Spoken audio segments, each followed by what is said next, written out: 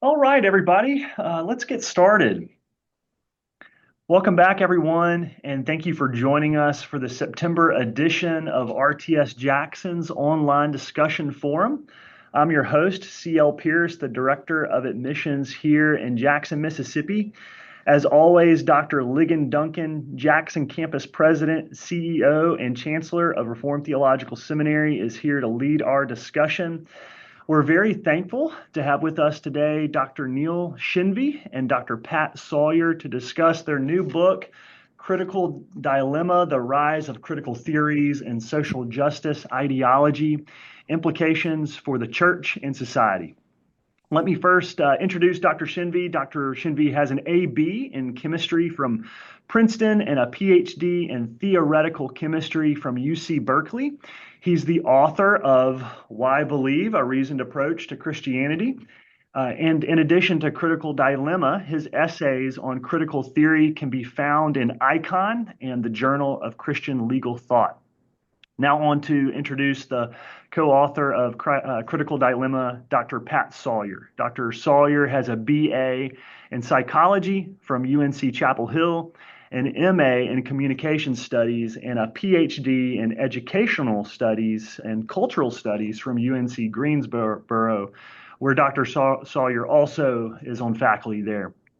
Dr. Shenvi, Dr. Sawyer, thank you very much for being with us today. Thank you. Thanks for having us. So on to the giveaway details. We always have lots of the book that we're talking about to give away. Of course, today is Critical Dilemma. In addition to Critical Dilemma, we have a large stack of related resources. I held up Dr. Shenvi's first book, Why Believe? This is a reasoned approach to Christianity. Next up in the stack is The Deconstruction of Christianity by Childers and Barnett. Next up, we have a book by Glenn Scrivener called The Air We Breathe: How We All Came to Believe in Freedom, Kindness, Progress, and Equality. Next up is Thaddeus Williams' book called Confronting Injustice Without Compromising Truth. This is 12 questions Christians should think about on social justice. Next up is, at this point, Dr. Carl Trueman's classic, The Rise and Triumph of the Modern Self, Cultural Amnesia, Expressive Individualism, and the Road to Sexual Revolution. Next up in the giveaway stack is Biblical Critical Theory. This is written by Dr. Christopher Watkins. And then last but not least, we have a book by James Davison Hunter, To Change the World: The Irony, Tragedy, and Possibility of Christianity in the Late Modern World. So if you want a chance of winning those books, just say hello in the chat. As always, we leave the last half hour for participant questions. If you would like to ask our contributors a question, all you have to do is put your question in the Q&A feature next to the chat icon. Once you've clicked the Q&A icon, just type in your question and click send. If you can't find the Q&A icon, no worries. Throw your question in the chat and I'll be sure to get that over to Dr. Duncan. Okay, that's it for our housekeeping. Let's pray before we get started. Please pray with me.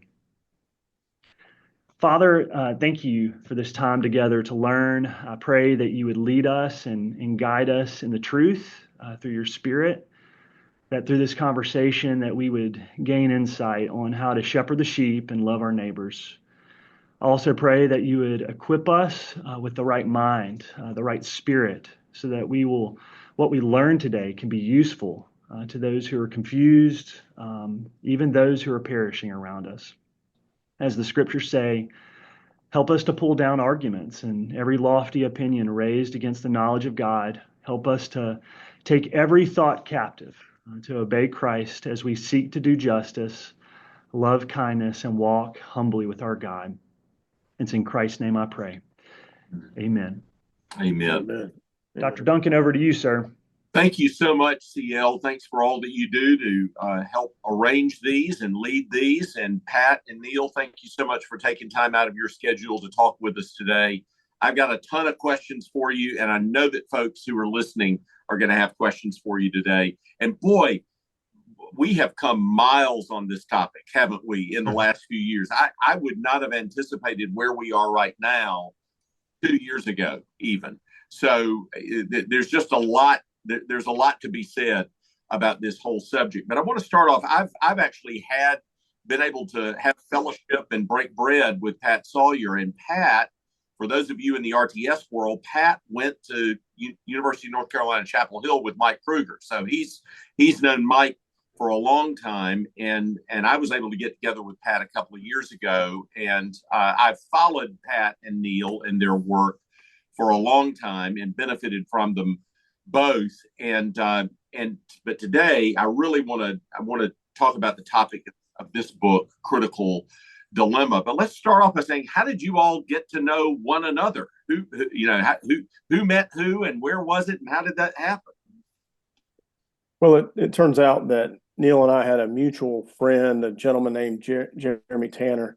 Jeremy was in a Bible study of mine, and then he was also in a Bible study of Neil's. And then he said to me one day, "Hey, you got to meet this Neil Shenvi. You two would hit it off." And so we did. He kind of introduced us, and then I went over to Neil's house one night. He lived about 30 minutes from where I live, and it turned out that we were going to the same church, where the Summit Church, where J.D. Greer's lead pastor, but we didn't know each other. A lot of people go to that church. I went to his house one night, and I think I stayed like 6 or 7 hours talking about apologetics. Neil was fascinating to me. I love good conversations around apologetic type stuff, and he was this wealth of information. So it was great. And then that was probably how long ago now, Neil? 7, 8 years ago, maybe? Yeah, at least 7 or 8 years. Yeah. Yep. Neil, what got you interested in the topic that eventually became this book? I just finished my book, Why Believe, which is a general work of apologetics. And that's around the time I met Pat, around the time I finished, the book. But when I talked to Pat and met him, he was doing a PhD in the critical tradition. And so just talking about his research, I was seeing at the same time this shift in our culture and how we talked about race and class and gender. And I didn't understand it. I'm just a theoretical chemist. But talking to Pat, I realized, the research you're doing into critical theory sounds similar to what I'm seeing in culture. So that was the beginning of me reading extensively. Pat really guided my reading and helped me to understand what I was seeing. And that was when we began our collaboration, trying to explain these ideas to the church. That's great. Who did you write the book for? What was your audience in your mind as you wrote this book? Pat? Well, I would say everyone in a way. This book is for soccer moms. It's for baristas at a coffee shop. It's for a plumber and an electrician. It's for a seminary professor. It's for a secular academic. Now, it is certainly hard to. It's for the layperson in the church. It's for pastors. Obviously, it's hard to write a book to meet a range of different audience members. Obviously, so what we tried to do is have a scholastic feel to the book. A scholastic sensitivity, but yet make it lay level discussion. And Neil is a master at illustrations. He's very good at taking complex ideas and making them understandable for anybody that will really, give it an effort to try to understand what's going on. We wanted the book to hold up, Ligon. If it was handed to a critical theorist in the critical tradition, obviously you're going to have haters that come against something. But we have over 200 primary sources in the book, close to 800 footnotes, and we basically have about 5 chapters of explication around critical social theory. If you take the average peer-reviewed journal article in the critical tradition, you're going to have anywhere from 45 to 65 sources in those articles. So we tried to think in those terms with the amount of chapters of explication that we'll have 40 to 50 to 55 primary sources backing up, the critical social theory aspect of what we're doing. And so that audience certainly is a range. And so far, the responses have been that while for some it's a little heady and we've got to read things 2 or 3 times, most people are not totally lost and are being brought up to speed through the book. So hopefully that's good. We've done a fair job there. Of the stack that CL was talking about for the giveaways, I would say Critical Dilemma is a lot easier to read than Carl Trueman's book on the rise of the self. Now, I'm a huge Carl fan, and that's a really good book. But this is easier to read. You all are super clear. Now, it's big, folks. Let me just tell you, it's 480 plus pages. You've already heard 800 footnotes. You don't have to, sort of go trolling through the footnotes if you're just trying to get yourself up to speed on this. They really, as I said, this is a controversial subject. The minute you talk about this, you're going to have 20% of people on one side and 20% of people on the other side that hate what you have to say. And so making sure that you're actually articulating the various theories faithfully and fairly that's why all those footnotes are there. Let me also say there is a discussion guide to the book. So if you're a university student and you want to read through the book, and a discussion guide might help you know what to look for. It's a chapter by chapter discussion guide. You can go to Neil's website and pull it up and download it in PDF and have that next to you as you read through chapter by chapter. But it's, that what they're trying to describe is not easy to describe, but they describe it as clearly as I've seen it described anywhere, very frankly. I mean, if you can, I read the first and second edition of the is it Bell who Derek Bell, Alabama? What now? You mean Derek Bell? Yeah, was Derek Bell at Alabama? I'm trying to think who the guy was at Bama who was so significant in arguing for critical theory and law. But at any rate, I remember reading that and just my head spinning the first time. And Neil and Pat do a better job of explaining this simply than I kind of know anywhere. But it's 480 pages, so you have to be committed to working through it. So maybe talk to us a little bit, Pat and Neil, about how you organized the book. The first third of the book, maybe the first half of the book, is understanding. We actually have 3 sections: understanding, critiquing, and then engaging. So understanding is really devoted to just that. It's devoted to understanding these theories. And I'm most proud of the fact that our book devotes tremendous amounts of space to block quotes. We let you read the theorists in their own words, so people can't accuse us of putting words in their mouth. And actually, our editor even said that during the editing process, he's like, you have to put some paragraphs in this first third of the book warning people that you're not promoting these ideas, because it reads as if you're an apologist who's promoting critical theory. And we put paragraphs in the section, but we thought that was a compliment because it came across so neutrally and objectively that people could mistake our background intentions. So that's the first third. The second third is critiquing, because obviously we do think these ideas are bad and false and unbiblical. And we want to root our criticism not in, say, our political views, which we do have, but we mainly wanted to root our critique in the Bible. What does the Bible say about questions about identity, sexuality, morality, law, justice, oppression? And so our book also contains something like 440 Bible verses, and again, often block quotes. And we had 4 non-Christian secular scholars endorse the book, despite the fact that it's filled with Bible verses. And actually, we have a whole chapter on evangelical theology, explaining it to non-Christians. So they endorsed the book despite the fact that they are secular atheist scholars, because they thought it was a great intro to the theories. Yeah. And the final section is engaging. So if you have friends, coworkers, family, congregants, maybe even pastors who've embraced these ideas, how do you engage with them? How do you show them these ideas are unbiblical? So we go through the various reasons why people are attracted to these theories, and then how you can begin to show them that they're not good and not true. And the book actually begins by saying this is not a book about politics. You make it very clear that the desire is to bring to bear a biblical Christian worldview on these things. It's not about a political thing. You're actually trying to edify and educate believers in how to think rigorously and biblically about something that's kind of everywhere in the culture right now. Maybe give us a brief definition of what critical theory is, and then we'll get into some of the other forms of that critical theory in just a little bit.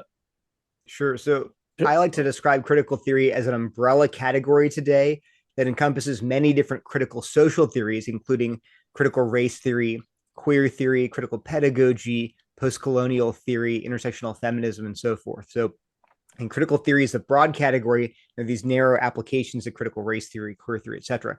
And we, in our book, highlight sort of 4 core ideas of critical theory, contemporary critical theory. I'll run through them quickly. The first is the social binary, the idea that society is divided into oppressor groups and oppressed groups along lines of race, class, gender, sexual identity, physical ability, and so forth. So you have whites are oppressors, people of color are oppressed, men are oppressors, women are oppressed, Christians are oppressors, non-Christians are oppressed.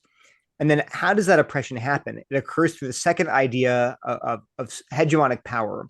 So hegemonic power refers to the way that the ruling class, whether it's whites or men or heterosexuals or Christians, they impose their ideas on culture. They have the power to impose their values and norms on culture in a way that appears natural, ordinary, objective, rational, and even God ordained. Yet those ideas are used to justify the power and privilege of the ruling class. Then, well, if that's the case, and we're all brainwashed into these systems of oppression, whether it's white supremacy or the patriarchy or heterosexism, how do we escape? Through the third idea of lived experience. So the idea is that we're all blinded by these oppressive narratives, but through their lived experience of oppression, oppressed people, whether it's people of color or women or LGBTQ people or disabled people, they can wake up and recognize that these norms and values are not actually objective. They're arbitrary, they're social constructs, and they're created to support the power of the ruling class. And then, of course, we should all defer to them because we're all blind and they have special insight into reality. And so, like, if a blind man encounters a seeing man, he should defer to the sighted man's ability. So we should defer to the lived experience of the oppressed groups. And then finally, the end goal, the telos of critical theory is social justice, which they've redefined to mean the elimination of all forms of social oppression, whether it's based on class, gender, race, sexuality, etc. So they want to dismantle the social binary and create a utopia in which there's no one oppressive hegemonic discourse. So briefly, that's what critical theory is and the 4 ideas at the heart of it. Pat, you want to elaborate on that or complement that or speak to that? Sure. Let me just complement that to some extent. We want to understand that critical theory is about power. It is about how power is manifested in society, particularly how it's manifested in institutions and societal systems and so forth. So critical theory is a critique of power. It's interested in who has power, who doesn't have power, and why. And for those who are not part of the status quo, that have been left out of power, that are marginalized and disenfranchised, critical theory wants to empower those who have been marginalized and disenfranchised along how critical theory has its, along the pathway of critical theories, values and judgments and presuppositions and pre-commitments. So obviously critical theory has its ideological values, and it is making judgments based upon those values. And so critical theory is interested in not only describing society as it is, but prescribing something for society that is part of societal change to bring about a reduction of power from the status quo and then a giving of power to those who are marginalized and disenfranchised. And then along the lines, in terms of what Neil was mentioning, you want to think of historic critical theory as critical theory being rooted in the Frankfurt School, a school of social science and research in Germany in the 1920s and 30s. And so historic critical theory is actually an expansion and an amendment to historic Marxism. And so it's historic critical theory pushed back against Marxism to some extent, expanded it, amended it. And then today we have critical social theories which are both an extension and an amendment to historic critical theory. So those critical social theories are what Neil mentioned: critical race theory, critical pedagogy, queer theory, post-colonialism, and so forth. But if you'll start with Marxism historically, and then you'll move into historic critical theory, and then you'll move into the expansion of historic critical theory into these critical social theories. And then Neil and I, like he mentioned, we have taken aspects of critical social theory and put them into 4 categories. And these categories, as Neil mentioned them, are what is having the most impact on our secular society today and the church. And that's why we have put them in that form of contemporary critical theory. We're not saying that's all there is to critical theory, but that contemporary critical theory, those 4 large ideas, has been what has impacted our society and the church the most. And therefore, we are addressing them that way. Well, you've sort of answered my next question, but I'll ask it to Neil anyway. Why should Christians care about this? Why is this something? I mean, this sounds like something that's more in the academic world. Why would Christians care about this? That's what we run into a lot. People think the problem is out there in the world, and actually we say it is there, but it's also affecting even conservative evangelicals. I actually just gave a talk at a missions conference a few days ago, and I had 20 minutes to convince a room full of CEOs to listen to me. Well, I spent the first 10 minutes just giving example after example of conservative evangelicals who are spouting these ideas. And sometimes they begin pretty orthodox, but by the end of the 5-year journey, they are ex-evangelicals and even ex-Christians who have apostatized and abandoned Christianity to worship, in one case, the sacred Black feminine. Yeah. So yeah, it's there. Now, we're not obviously saying that everybody who, utters the word white privilege or uses the word oppression is Marxist. We're not saying that. Yeah. We're just saying that these ideas are there, they're in the water, and oftentimes Orthodox Christians can pick up this jargon without knowing where it comes from or even knowing the ideas undergirding it. So we're trying to sound the alarm that no, these are not neutral ideas. They're actually very rooted in an unbiblical and even anti-biblical worldview. I would also mention, Ligon, that any woke idea, that's kind of a popular vernacular over the last 3 years, any woke idea that exists in time and space in our society is actually a truncated form or downstream from critical social theory. So that's why these ideas are important. We are attacking and addressing the ideas at the root of the typical woke perspectives that are floating in our culture and in our society. For instance, if you go to where I teach at UNC Greensboro, if you go to the bathroom that's located at our Women's and Gender Studies department, and you go into the men's bathroom, you will find feminine products in the men's bathroom for the participants in the bathroom to use. And so how did that cultural artifact land there? Because of critical social theory's impact in our world. That's why. Yeah. And so this book is addressing all those things. Well, you've queued me up for my next question, Pat. I'll just come to you because you teach in the University of North Carolina system. You were educated at the University of North Carolina. You've studied this particular area. I'm a young evangelical college student going off to a state university or a reputable private university. Where am I likely to see this in the curriculum that I'm going to take? Where should I have my eyes open and expect to encounter this? Yeah, that's a great question. Certainly, if someone is in the humanities and in the social sciences, these ideas will be very prominent. In fact, in a lot of education programs, including UNCG, and this is teaching of teachers to be that are in the undergraduate program and they're going to go into K through 12 education. In those curriculum, you will have courses around social justice, courses that are domiciled to the critical tradition. In fact, many of you may have heard of the book, Is Everyone Really Equal, by D'Angelo and Sensoy and D'Angelo, and Robin DiAngelo and Oslam Sensoy are the authors. And that's a textbook that's often used in K through 12 curriculum in undergraduate programs, including UNCG. I've taught some of those courses, and that book has been part of that curriculum. But if you expand, one of the points that we make our book, if that student expands into other areas, hard sciences or business, they're still going to bump into these ideas on some level, not just humanities and the social sciences. And you can think of every social science, from communication studies to philosophy to sociology.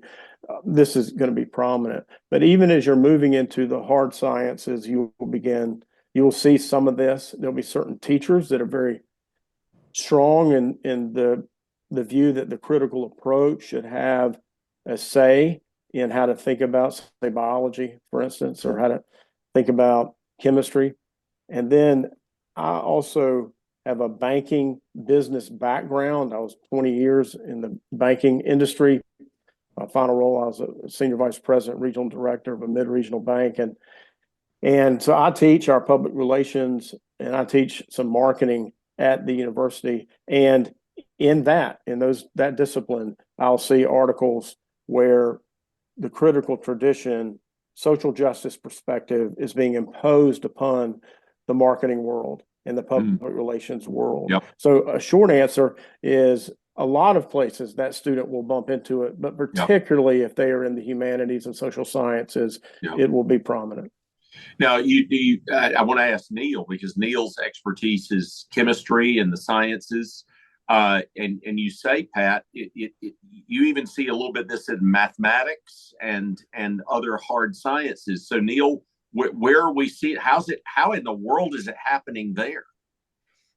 So obviously, scientists are resistant to anything postmodern because the real world exists and we study it. And so it's a hard sell to convince a scientist that everything's a social construct. And yet, even the most hardcore materialist, modernist, atheist scientist has an HR department looking over their shoulder. So even if the scientists themselves are resisting, say, postmodernism or even critical theory, they're still in this milieu of wokeness where their administrators, their chair, their funding agencies are demanding subscription to certain woke ideas. As an example, numerous faculty and departments require every single hire or every tenured package to sign a diversity, equity, and inclusion statement. When they want to get promoted, they have to say, how are they helping to meet diversity standards at the university? So even if personally they declaim these ideas, they're being forced into this framework against their will. And more often than not, if they're secular, they're just, I'll just go along with it. It's only occasionally that people have the courage to stand up against it. Ironically, one of the people who prominently opposed these DEI, quote unquote, woke ideas was a theoretical chemist at USC named Anna Krylov. And she was from communist Russia and said, I'm standing up because I see what's happening in the US as an extension or a corollary to what happened to me escaping the former Soviet Union. So there are people standing up and noticing that these ideas are entering the hard sciences. Who are some of the names that we need to know? You know, you guys, you cover several major figures as you walk, from Marx down to yesterday. Who are some of the names we need to know in the critical theories? I mean, you can go the big historical ones. You'd say Karl Marx, obviously, people in the Frankfurt School, Max Horkheimer, Theodor Adorno, Herbert Marcuse. Then later, or along with them, Antonio Gramsci, the neo-Marxist theorist. Later came people like Michel Foucault, the postmodern scholar, Judith Butler, the sort of founder, if you will, of queer theory. But she's still alive, but a lot of those are historical. Today, the names most associated with critical theory in popular imagination are Robin DiAngelo, the author of White Fragility, and then Ibram X. Kendi, who wrote the book How to Be an Anti-Racist. So those two figures probably capture the modern contemporary imagination when it comes to critical theory. But in terms of scholarship, though, DiAngelo is a scholar, and so is Kendi. But we're talking about a knowledge area that spans millions of words and thousands of scholars. So picking out a handful of the popularizers, it's helpful, but it only tips the tip of the iceberg, basically. And actually, frankly, if you want to know the most, actually, I would say the one person who really bridges those two worlds, who is an extremely prominent scholar and also a very popular person that is being interviewed by MSNBC and by CNN, is Kimberly Crenshaw. She's one of the most cited legal theorists of, I think, last century. Incredibly prolific and popular, and yet she is showing up on interviews, doing talk shows, running summer programs. So yeah, she coined the term intersectionality, and she actually coined the phrase critical race theory in the late 80s. So yeah, Kimberly Crenshaw is probably the most, she bridges those two worlds. Pat, why is this so alluring right now? What's your theory on the attraction of this in this cultural moment? Okay, let me just mention quickly Pierre Bourdieu, a sociologist, and then Paulo Freire, a critical pedagogue from Critical Pedagogy, are two important figures as well. Ligon, that's a great question. I think it's partly attractive because critical social theory, and we'll take one of them, critical race theory, for instance, is attempting to diagnose some of our societal ills, the things in our society that are negative and not good, like racism.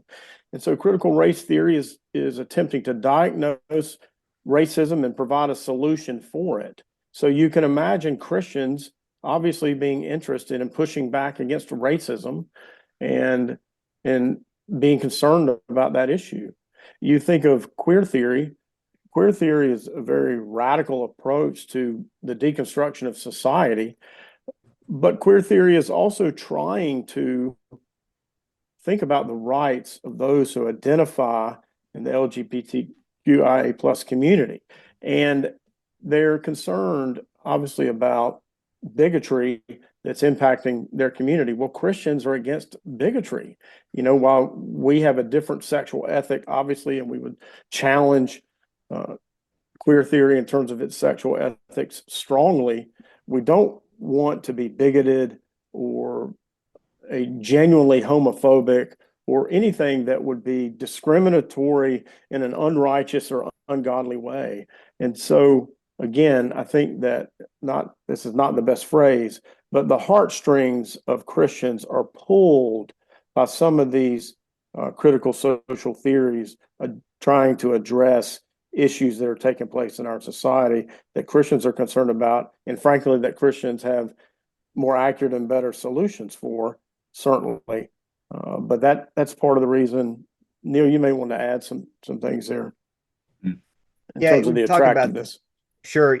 I think I just had one more. We have a whole chapter on this in the book, but one other component that I'd add is that there's a spiritual attraction to critical theory, especially for non-Christians.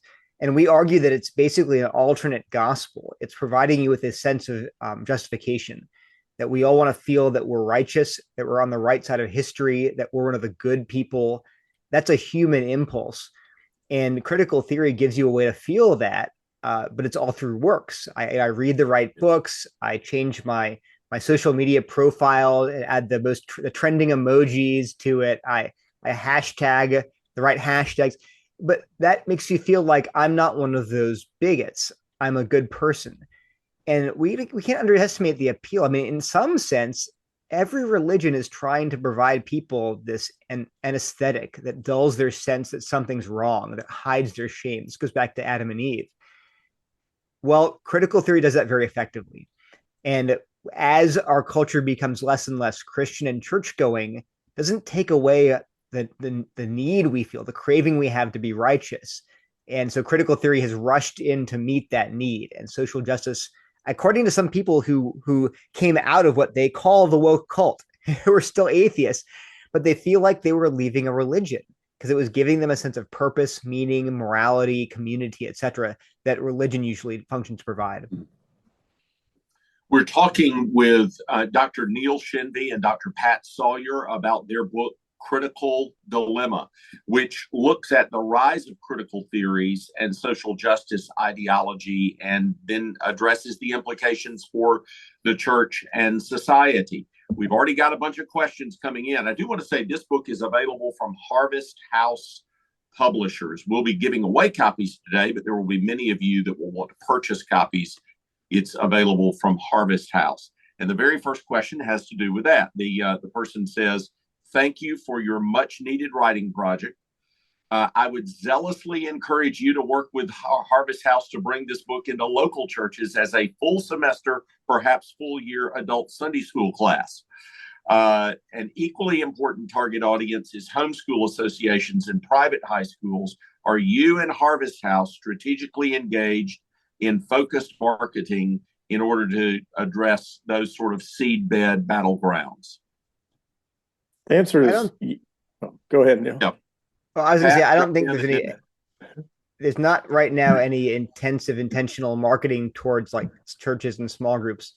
I think we do have in the back of our minds the desire to maybe write a sequel like Carl Trueman did, sort of shorter, more compact, more accessible, even more accessible sequel. And then it would be, I think the primary sort of target audience for that would be parents, but it would certainly be also accessible to, even students, maybe people that don't want to read a 500-page book and can do without some of the footnotes. I think that's in the works right now. Good. I would just mention that there are churches that are purchasing copies. There are individuals and members in churches and some pastors that are getting behind teaching the book. In fact, I'm doing that at the summit with one of the campuses. And so there are some grassroots efforts. Harvest House has done a good job overall in terms of their general marketing of the book, and they certainly have discounted pricing for anybody that would want to go to them and say, "Hey, we need 20 books because we've got this Sunday school class that we want to do." Then there'll be some discounted pricing for that. The book can also be gotten on Amazon, christianbook.com, and so forth. But also, perhaps Ligon Duncan could pioneer at RTS, putting this book in the hands of every seminary professor across the platform of schools.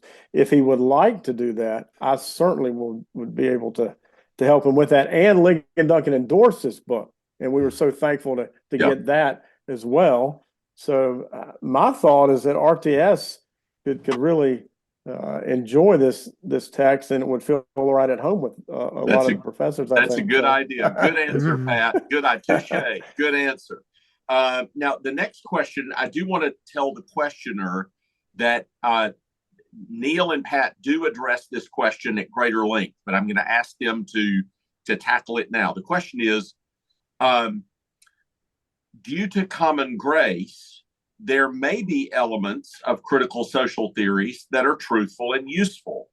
Or are these theories representative of a holistic worldview that is antithetical to Scripture? Now, Neil and Pat answer that question, yes, in the book. They're willing to observe things about reality that the critical theories bring to our attention, and yet they recognize that they function as a worldview often and are antithetical at basic levels with a Christian framework. So why don't the two of you talk about that a little bit? Are there things that we can learn, and what about the theories as a worldview?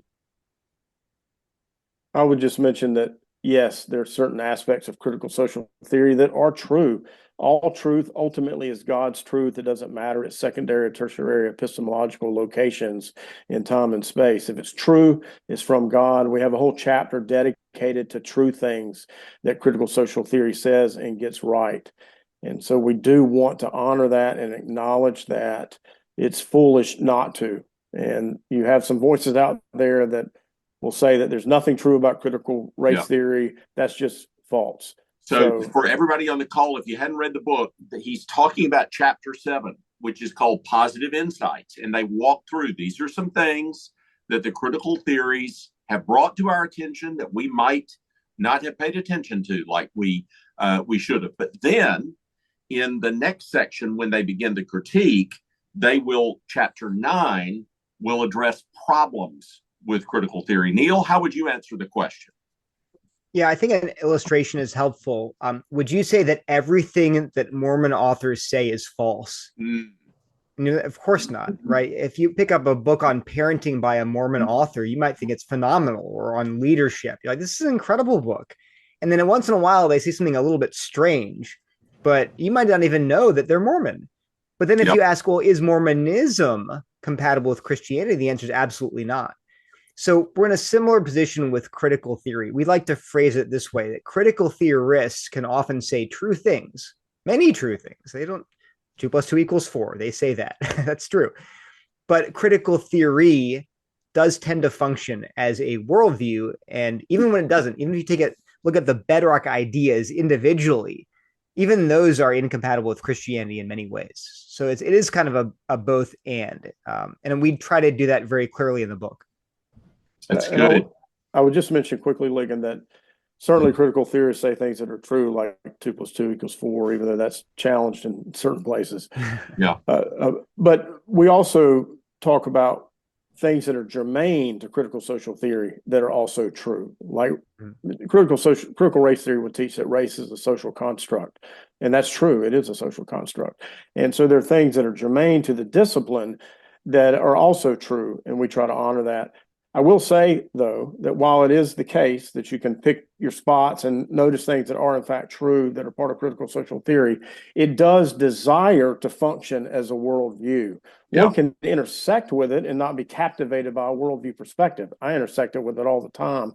Speak at conferences in the critical tradition in secular spaces and have scholarship that in those places. But I'm not captivated by the worldview. Yeah.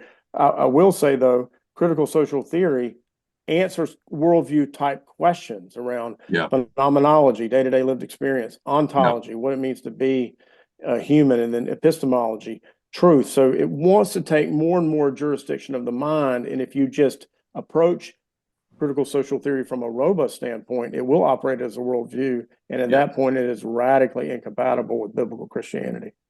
And let me just say at the practical level, I tell people, if you really care about racism, critical race theory is going to hurt your efforts to address that more than it helps. Christianity has better answers to that question than anything that you can get from CRT, whatever true insights you may find reading CRT literature. So again, from a worldview level, Christianity does a lot better job at dealing with that than anything that you could get out of that framework. And by the way, part of that is what Neil said earlier. There's no mode of atonement that can be provided in critical race theory. So it's either perpetual shame and guilt, and there's never any redemption or forgiveness. It was very interesting. In the height of this, when I really thought it was catching momentum in evangelicalism, I was in a large pastors conference, and a black pastor from Compton, California, was asking questions. I had given a lecture on something ancillary to this, and he stood up and asked some questions. And he said, I think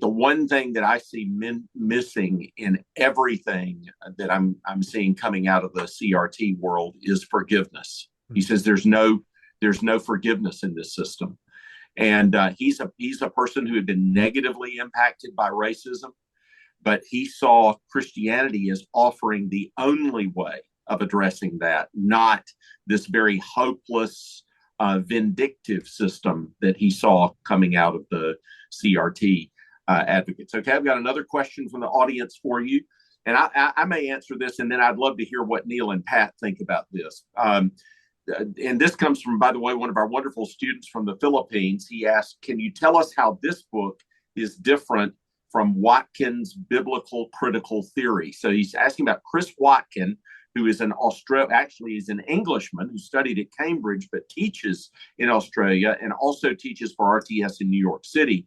And Jim Paul, I would say this is what I would say.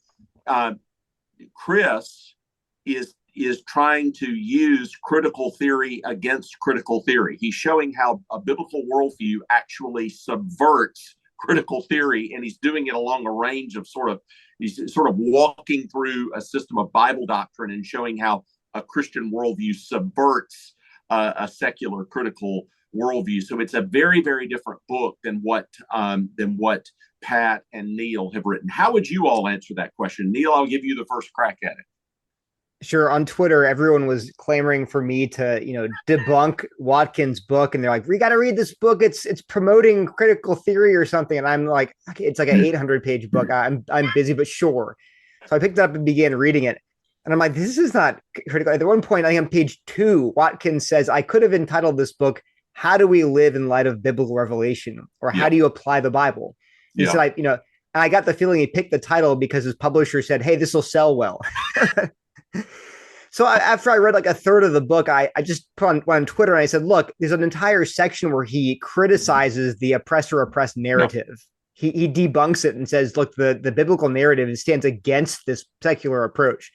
At that point, I said, "Hey, this book seems fine to me. I can't have time to read the rest of it." But I don't think he definitely is not promoting critical theory. He's trying to show the biblical storyline. Maybe a better title would have been biblical cultural theory. Like, how do you understand culture from a biblical perspective?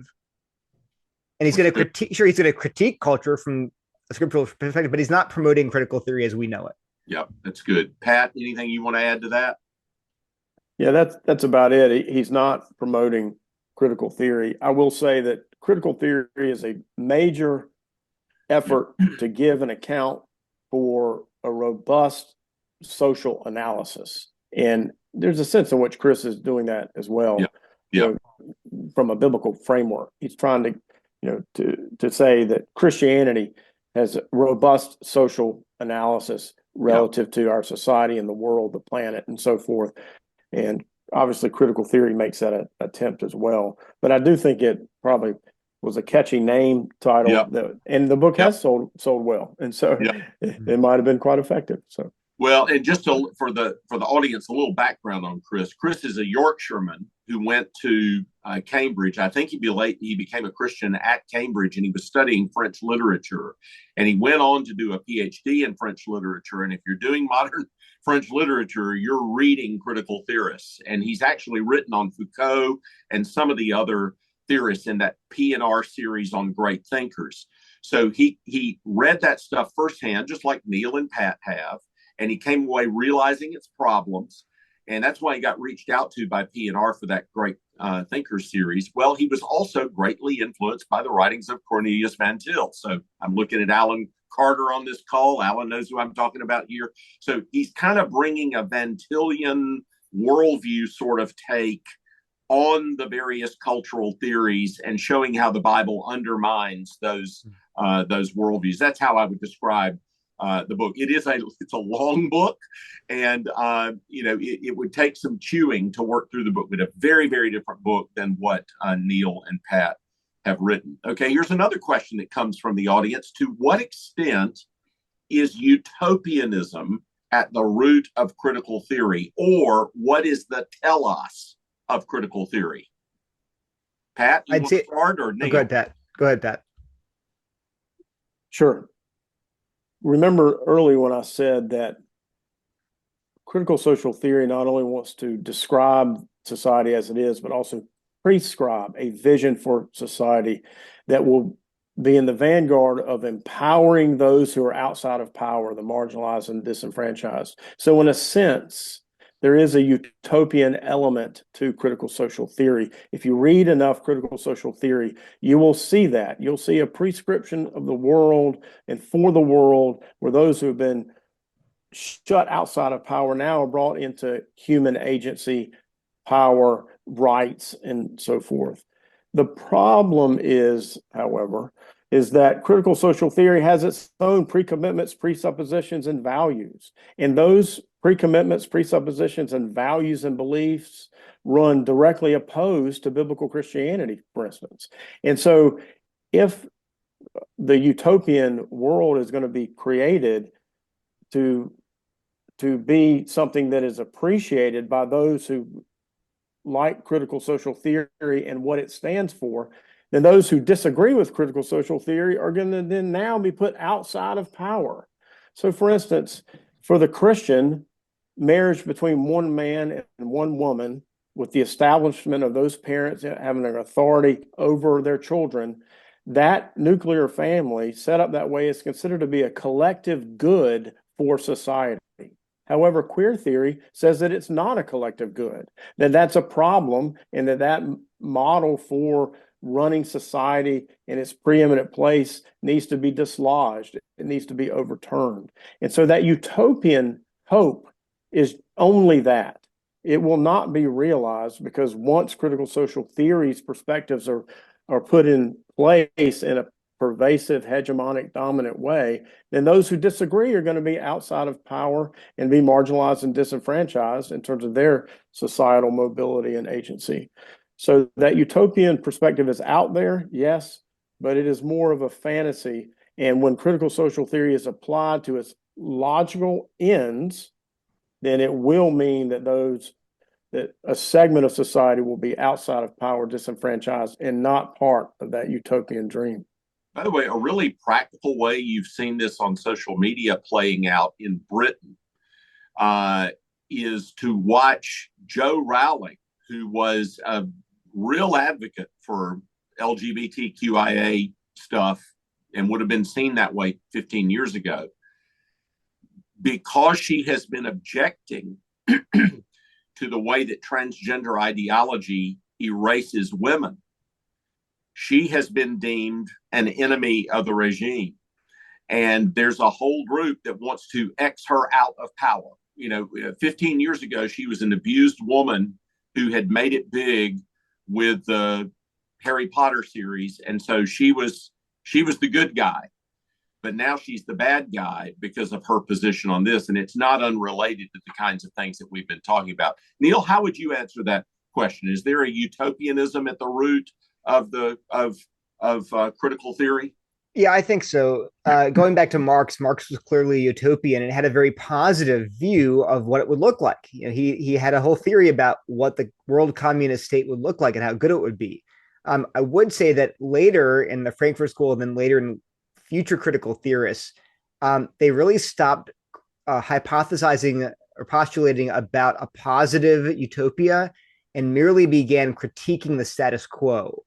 And actually, that was one of the very early criticisms of critical race theory from liberal scholars, was that, look, you want to tear down all these so-called unjust systems and replace them with what? Nothing. You're nothing but a negative critique, and there's no positive vision for what actually would work. I think that's a very, in terms of where we are today, I'd say it's largely that. They are driven by the vision of this utopia, but what it would look like, they have no idea. All they want to do is break stuff. And unfortunately, this is why conservatives say what they say, systems are easy to destroy and hard to build. So before you tear down this so-called unjust system, you better have something better to replace it. And I think that's where we, again, currently are. You're seeing lots of anger and destructive power and very little constructive suggestion. You all have a feel for where this is right now? I would say a year or two ago, I was seeing a lot more general cultural scrutiny of this, certainly in the educational world and in the governmental world. And, but I'm not sure that the momentum of this has actually been broken. Do you have a feel for where we are in this long discussion in our society? People always ask me, have we hit peak woke? Yeah. It can't get any crazier. It seems so crazy right now. And I always say no, because we have to keep in mind that the kids who are currently in high school and college in 15 years will be your pastors, your judges, your politicians, your senators, your doctors, your professors. And so the wokest segment, I mean, Gen Alpha, the kids coming up, if you look at I know there's not lots of data, but data on their sexual identity. I just saw a statistic that said that 3% of young adults are identifying as trans. 3%. That's a factor of 5 times greater than they were at the same age as 10 years ago. So we're seeing, that's any indicator, the youngest kids are embracing these ideas just as strongly as ever. And interestingly, I think it's provoking then a reactionary movement. I think the far right is recruiting people because if you're a kid today, I actually know people personally who have this experience that the kids, the high school kids today, they're either radically woke, they're non-binary, anarchist, communist, whatever, or they're radically right wing. I mean, not just conservative, but actively embracing, say, ethno-nationalism. Yeah. Because there's this polarization happening among the younger kids. Yeah. I think both of those are problems. So I don't see this going away. I just see it splitting our demographic, the young people, into these two warring factions. Yeah, well said. Here's a practical question that comes from the audience. The person says, I hear a lot of overreaction to this from Christians. Can you give some practical suggestions for parents, pastors, and church leaders? How can we engage with these ideas with grace and love as well as truth? Pat, you want to take the first stab, and then I'll ask Neil. That's a great question. And certainly that element is out there, an overreaction. So part of what Neil and I say in the book is to caution people to slow down a bit. Just because a pastor uses a term like white fragility or white privilege, it doesn't mean that they are totally off the reservation in terms of how to think rightly about these ideas. So we encourage everybody to keep Christ's commands around speech in view, that we are to love our brethren, and we are to, all our words are to be full of grace and seasoned with salt. We're to speak the truth out of love. We're to remember that we're going to be held accountable, Matthew 12:36, for every careless word spoken. We are to let no unwholesome talk come out of our mouth. And so if we will remember that love of the brethren is a primary indicator out of 1 John determining what an actual real Christian is. A primary theme of 1 John is love of the brethren, and getting at that this is how you know that one is a true believer. And so we must have those dynamics permeating how we relate to each other. Keep the fruits of the Spirit in Galatians 5 very prominent in our approach to one another. And then also recognize that there is common grace elements to critical social theory. Again, in its robust forms, it is completely antithetical to biblical Christianity, and we provide a strong critique of it. But we do want to remember that some of the things that are concerns about critical social theory, Christians have those concerns too. So if you have a brother or sister in Christ, it seems like that they have bought too much into critical social theory, and for instance, say critical race theory around race, it may just be because they understand that racism is high sin and they're trying to figure out a way to push against it.